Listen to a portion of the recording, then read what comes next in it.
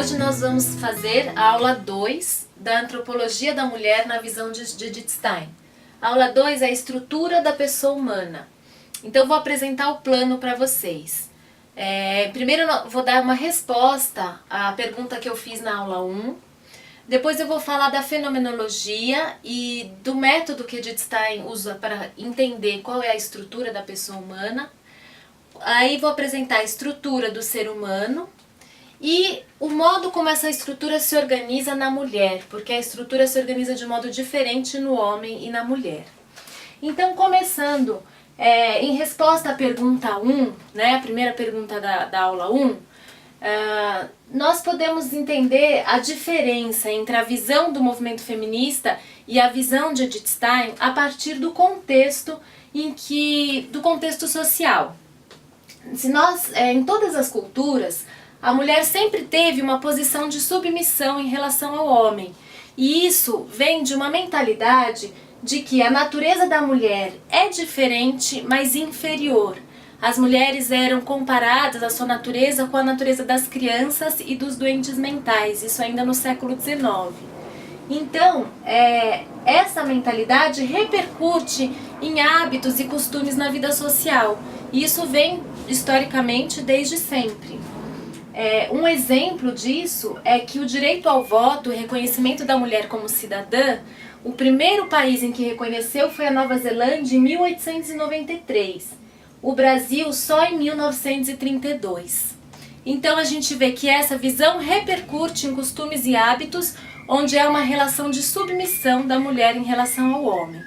E por isso é compreensível a visão do movimento feminista que busca negar as diferenças entre o homem e a mulher. Se essa diferença era vista como inferior, quer dizer, se a natureza da mulher é diferente, mais inferior, então a diferença acaba sendo, ela se assemelhando a uma inferioridade. Então, para acabar com essa inferioridade, com essa desigualdade, é preciso negar a diferença. E daí a visão do movimento feminista. O valor da mulher, então, para o movimento, seria encontrado negando a diferença e assemelhando ela ao homem. Já Edith Stein vai afirmar que o valor da mulher se encontra na especificidade do ser feminino e da sua vocação própria. É impossível negar, ela fala, pela constituição do ser humano, que existe uma diferença entre o homem e a mulher. Então ela vai encarar essa questão do ponto de vista antropológico. Então essa é a resposta da pergunta da aula 1. Então quando a gente fala que Edith Stein vai enfrentar essa questão do ponto de vista antropológico, o que a gente quer dizer com antropológico, antropologia? Antropologia, ela busca responder quem é o ser humano, como ele é constituído, qual é a sua natureza e qual é a sua essência. É isso que Edith Stein vai buscar a partir do método fenomenológico. Vocês lembram que na aula passada eu apresentei a palavra fenomenologia, que é constituída por duas palavras, fenômeno e logia, e significa a reflexão daquilo que se mostra. Então essa busca, quando a gente quer conhecer um objeto, a gente busca deixar que ele se mostre, apareça na forma como ele aparece para a nossa consciência. Russell, que é o pai da fenomenologia, ele cria então esse método e ele afirma que para captar, para a gente conhecer a essência de uma coisa, a gente precisa ter uma atitude específica, que ele chama de suspensão ou epoquê. O que é isso? Suspensão. Eu preciso ter um olhar livre, de entrar de mãos vazias, como ele fala, diante daquilo que eu quero conhecer, livre de preconceitos, livre de teorias, livre de visões do senso comum. Eu preciso estar aberto e me submeter ao objeto, uma submissão cognitiva ao objeto, para deixar que ele se manifeste na sua forma essencial para mim. Então, deixando de lado, em relação ao ser humano, todas as teorias, tudo aquilo que a gente ouve no senso comum, né? A gente pode pensar hoje nas teorias, né, em relação à mulher, em relação ao gênero. Vamos suspender tudo isso e vamos tentar entrar em contato com o fenômeno humano e mostrar como ele se apresenta para nós na sua essência. É isso que Edith Stein vai fazer. E Edith Stein fala, então, que para conhecer o ser humano, eu preciso fazer um mergulho na própria interioridade. A gente precisa compreender as nossas próprias vivências. ela fala: se eu quiser compreender o que é o ser humano, eu preciso me colocar de modo mais vivo possível na situação onde eu faço a experiência do seu ser. Ou seja, daquilo que eu experimento em mim mesma e daquilo que eu experimento no encontro com os outros. E toda a investigação dela vai ser a partir desse mergulho na própria interioridade. E aí ela vai então analisar as vivências. O que são as vivências? A vivência os nossos atos, os atos humanos registrados na consciência. É o ato que se manifesta de modo essencial. Por exemplo, se eu estou aqui falando com vocês e aparece um passarinho na janela, eu paro e olho para o passarinho, eu percebo o passarinho. Perceber é uma vivência, é uma capacidade universal que todos os seres humanos têm. Então, a essência do ato é o perceber. Depois tem o conteúdo da percepção, que no meu caso é o passarinho. Mas eu posso perceber outras coisas, posso perceber uma pessoa, perceber uma árvore, perceber um barulho. Enfim, a vivência é aquilo que permanece, aquela estrutura que permanece universal, é a essência. Então a gente coloca em suspensão o conteúdo daquela vivência para ficar apenas com o ato. Isso é a vivência. Então Edith Stein vai identificar que existem diferentes vivências. O sentir raiva, por exemplo, é uma vivência. Ou sentir alegria. Todo ser humano sente raiva ou alegria. Quando a gente vê alguém com raiva, a gente identifica imediatamente que está com raiva. A raiva, o conteúdo daquela raiva pode variar de pessoa para pessoa, de cultura para cultura. Então, o conteúdo não faz parte da vivência ou da essência, porque ele varia. Mas qual é a vivência? O sentir raiva, né? Então ela vai descobrir que existem diferentes vivências. Imaginar, refletir, pensar, sentir, né? Qualquer tipo de emoção. E todas as nossas percepções auditivas, visuais, tudo isso são vivências, capacidades humanas universais. Então, fazendo uma análise das vivências, Edith Stein percebe que elas são de diferentes naturezas. Existem vivências corpóreas, de acordo com seu conteúdo, vivências psíquicas e vivências espirituais. Eu vou explicar cada uma delas. Essas vivências, elas falam então das 3 dimensões constitutivas do ser humano, que é o corpo, a psique e o espírito, né? O que é o corpo? O que são as vivências corpóreas? Elas são as vivências ligadas aos 5 sentidos, né? Que tocam o corpo, que passam pela mediação do corpo. Então, a audição, o tato, o paladar, o olfato, está ligada, então, às vivências corpóreas.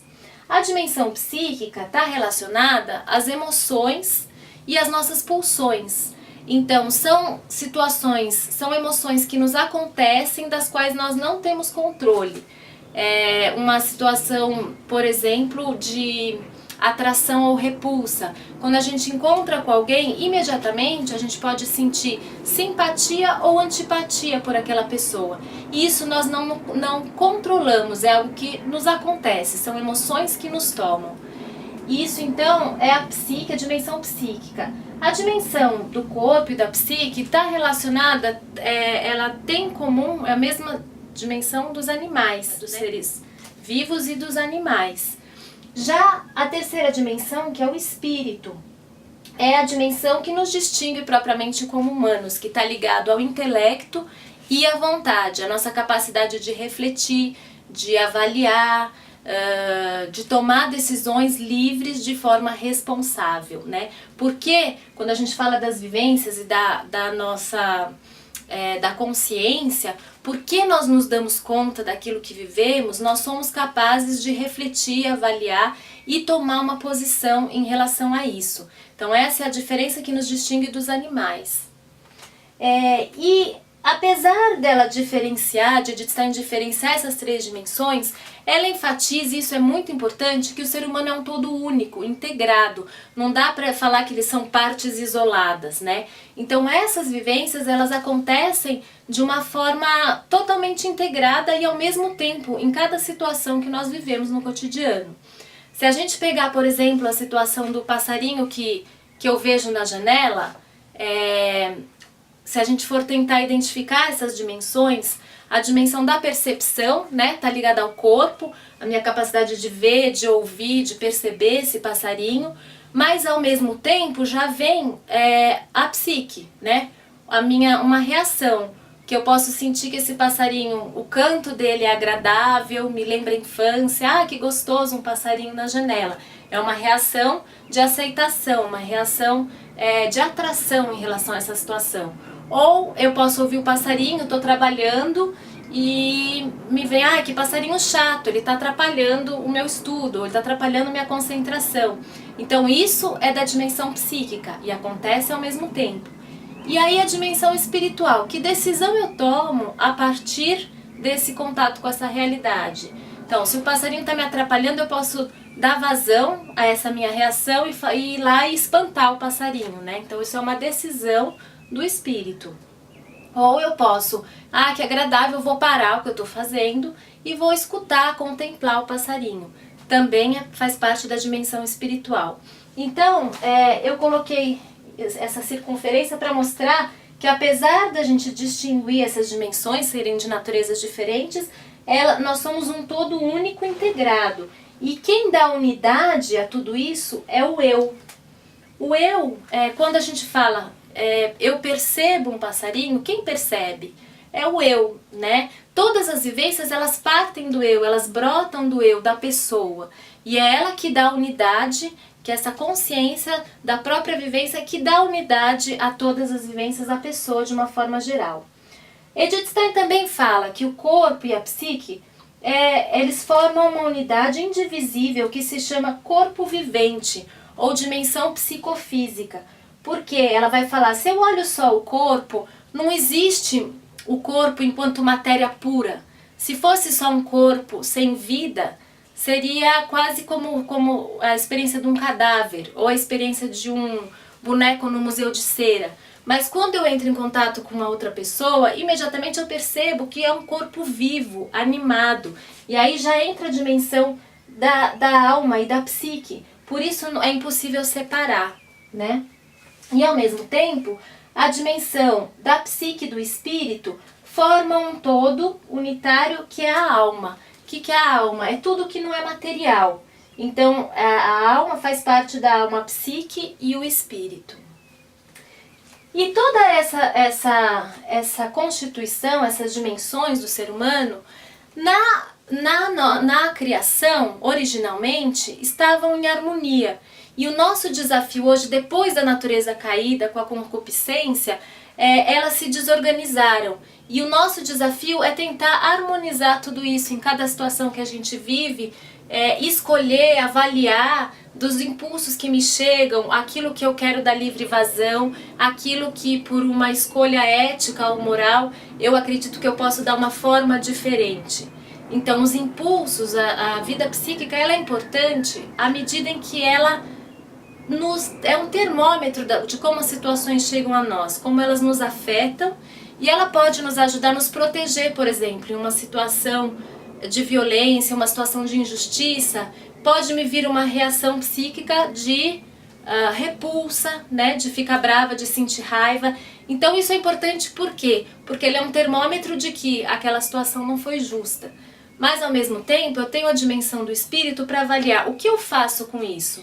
Eu vou chegar na pessoa que foi injusta e vou dar um soco, vou dar vazão a essa minha raiva, ou eu vou avaliar e pensar como eu posso dar uma resposta a essa situação de uma forma construtiva, né? Então, esse é o nosso desafio, é tentar integrar e harmonizar essas dimensões. E além disso, então essas três dimensões falam da constituição essencial do ser humano, que é comum a todas as pessoas, independente da raça, da cultura, do contexto histórico, todos temos essa mesma estrutura e essas mesmas vivências. Mas a Edith Stein fala, quando eu encontro com alguém, eu não encontro com a sua estrutura universal. Eu encontro com uma pessoa que tem um nome, que está num contexto particular. E aí ela vai trazer uma questão muito importante que é a singularidade. E aí ela vai falar que cada um de nós possui um núcleo que ela chama de núcleo ou alma da alma, que é o lugar da nossa singularidade, é uma marca pessoal que faz com que cada pessoa seja única e irrepetível. Então, toda essa estrutura, ela se concretiza de modo particular em cada pessoa, em cada singularidade. E ela vai falar que esse núcleo, ele contém toda a potencialidade que a gente pode desenvolver ao longo da vida. E que não é possível a pessoa desenvolver nada que já não esteja presente de forma embrionária no núcleo ou na alma da alma. E nesse sentido, Edith Stein entende que a formação humana, o processo de formação, é um processo de tornar-se, de cada um se tornar cada vez mais si mesmo, ou seja, de conseguir se desenvolver de acordo com o núcleo. Tem um autor, Eric de Rous, que é um autor francês que estuda Edith Stein, a visão formativa de Edith Stein, e ele compara o núcleo a uma partitura individual, uma partitura musical. Então ele fala, é como se cada um tivesse a sua própria partitura. E a nossa tarefa é tentar identificar e desenvolver essa música que está nessa partitura. Essa é a nossa marca pessoal que cada um é convidado a deixar no mundo. Essa melodia, essa música única, que faz parte da nossa vocação individual. Bom, então eu vou falar agora do item D, de como essa estrutura essencial do ser humano se articula na mulher. Vamos passar para cá então o item D. Então Edith Stein vai falar que essa espécie ser humano, que ele chama de espécie, esse termo não está ligado à biologia, mas espécie quer dizer aquilo que é imutável, aquilo que está presente e que constitui a estrutura essencial. Então, a espécie ser humano, ela se divide ou se articula em duas espécies, masculino e feminino. O que Edith Stein vai falar é que os elementos masculinos e femininos estão presentes em todas as pessoas. Então, cada indivíduo possui em si esses elementos, mas de uma forma diferente, ou seja, na mulher predomina o elemento feminino e no homem predomina o elemento masculino. E por que é importante esse princípio? Porque se não fosse assim, seria impossível nos compreendermos, né? Seríamos quase que espécies diferentes, indivíduos completamente diferentes. Mas como essa estrutura essencial é a mesma, todos os indivíduos têm essa estrutura essencial em si. E o que ela vai falar é que essa estrutura, ela se articula, se organiza de uma forma diferente no homem e na mulher. Então, por exemplo, em relação no vínculo da alma com o corpo, a relação da alma com o corpo, ela vai dizer que na mulher, essa relação, esse vínculo é muito intenso. A mulher, ela sente, a alma dela, ela fala que a alma dela está presente em todas as partes do corpo, de modo que a mulher sente de forma intensa, mais intensa, tudo o que lhe acontece. Ela é tocada profundamente por tudo o que lhe acontece, de uma forma mais plena, né? No homem, o corpo, ele é vivenciado mais como um instrumento que está a seu serviço. Então, existe um certo distanciamento e uma maior objetividade entre o corpo e a alma. E Edith Stein vai falar que essa relação intensa na mulher, da alma e do corpo, tem a ver com a maternidade. Ela fala que essa experiência misteriosa de gerar uma vida dentro de si é uma união tão íntima de aspectos corporais e psíquicos que isso dá para entender como isso acaba extravasando para toda a natureza da mulher, né?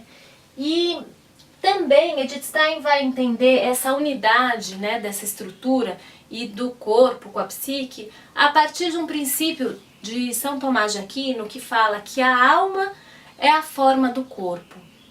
Então, quando a gente entra em contato com o corpo, com uma forma física, a forma masculina ou feminina, não dá para separar do aspecto psíquico, porque esse corpo é formado a partir de dentro. É a alma que dá forma a ele, não é algo que vem de fora. Então, o que a gente vê em nível físico, existe uma semelhança no nível da alma, no nível psíquico, né? E aí, no caso da mulher, então, as características físicas, pensando na maternidade, no próprio útero, no formato do útero, a gente vê que é uma abertura, mas não é uma abertura que permanece aberta, mas que acolhe ao mesmo tempo. E essa é uma atitude da alma feminina, essa abertura que acolhe, que cuida, que gera vida. E isso é o psicofísico junto. Depois a dimensão do espírito é uma decisão ética do que eu faço com essa disposição. Se a gente pensar em cada singularidade, existem mulheres, por exemplo, que têm um sentimento às vezes de rejeição em relação ao filho, algo que está no psíquico, e com a dimensão do espírito, ela pode decidir o que faz com isso. Se eu acolho, eu posso pensar, não sinto afeto por essa criança, não sinto afeto por esse filho, mas ainda assim decido acolher, é uma decisão ética, moral. Ou não, eu dou livre vazão para essa reação, né, para essa atração ou repulsa. Esse é sempre o nosso drama, né, essa questão da concupiscência e de como harmonizar toda essa nossa estrutura. Então o que a gente está apresentando aqui são as inclinações naturais da natureza, essenciais, características essenciais, e Edith Stein sempre vai apontar, é preciso olhar como essa estrutura se concretiza em cada singularidade, em cada contexto. Então, voltando aqui, nós vimos que existe uma estrutura universal que nos constitui como seres humanos, que essa estrutura ela se articula de forma diferente no homem e na mulher, e ao mesmo tempo em cada singularidade de modo único, porque cada um é único. Então, concluindo, Edith Stein fala que toda pessoa se desenvolve nesses 3 níveis, como ser humano, como homem ou mulher e como indivíduo singular. Não são coisas separadas, tudo isso acontece de uma forma harmônica e integrada a partir da singularidade. Ou seja, eu vou desenvolver a minha humanidade, a minha feminilidade ou masculinidade de um modo único, singular. E para finalizar, eu queria deixar para vocês uma pergunta, na verdade uma pergunta que vocês não precisam responder para mim, mas para vocês refletirem e se apropriarem dessa visão da constituição essencial do ser humano.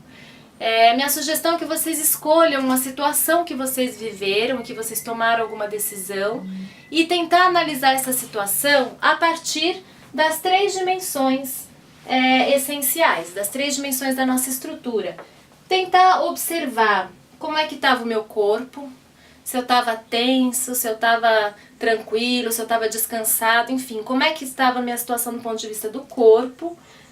Tentar imaginar do ponto de vista psíquico que emoções me tomavam, como aquela situação me afetava, e do ponto de vista do espírito, que decisão eu tomei, qual foi a minha posição livre e responsável diante daquela situação. Se foi uma posição tomada a partir de uma reação psíquica, se eu simplesmente reagi e não tive uma decisão livre, ou se foi uma decisão tomada a partir de uma avaliação crítica. Então deixo essa questão para vocês e nos vemos na próxima aula.